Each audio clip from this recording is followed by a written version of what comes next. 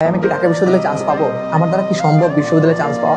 এই প্রশ্নগুলো তোমরা যখন আমাকে করো না, তখন আমার নিজের এডমিশন টাইমের কথা মনে পড়ে যায়। আমি এইচএসসি এবং এডমিশনে থাকতে ঢাকা ইউনিভার্সিটির কোনো সিনিয়র পেলে এই প্রশ্নগুলো করতাম। সেই আমি যদি এখন ঢাকা ইউনিভার্সিটির স্টুডেন্ট হয়ে তোমাদের সামনে কথা বলতে পারি, তাহলে তুমি কেন পারবে না? তোমাদের মনে প্রশ্ন হতে পারে যে 64টা জেলা থেকে ফার্স্ট সেকেন্ড থার্ড আসবে, কত মেধাবী বোর্ডে টপ করা বৃত্তি পাওয়া স্টুডেন্ট আসবে, হ্যাঁ ট্যালেন্টেড স্টুডেন্ট, টপ প্লেসের স্টুডেন্ট আসবে, সো তাদের সাথে আমি পারবো কিনা।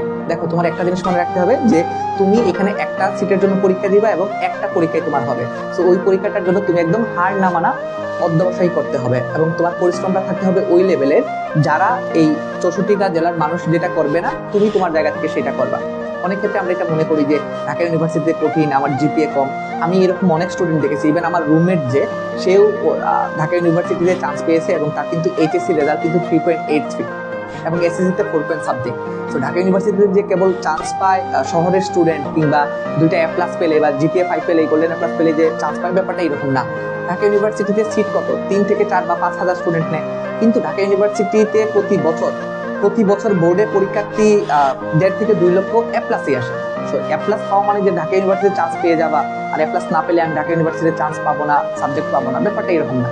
তুমি স্বপ্ন দেখো, জাস্ট তোমার পরিশ্রমটা এবং এই 3-4 মাস তুমি কতটুকু এফোর্ট দিচ্ছ সেটার উপর ডিপেন্ড করতেছে তুমি এখানে আসবা অথবা আসবা না। আমার কথা হচ্ছে যে তুমি লেগে থাকো, পরিশ্রম করতে থাকো, অধ্যবসায়ী থাকো, নিয়মিত গাইডলাইন ফলো করো, এবং আমরা তো আছি। আমি যদি আমার জায়গা থেকে পারি, তাহলে তুমি কেন পারবা?